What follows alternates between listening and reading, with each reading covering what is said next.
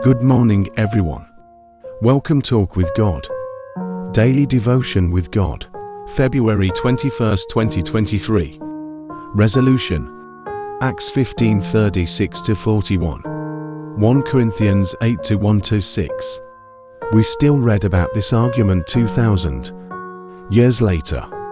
What's important is not that it lived on history, but that it didn't leave permanent relationship scars.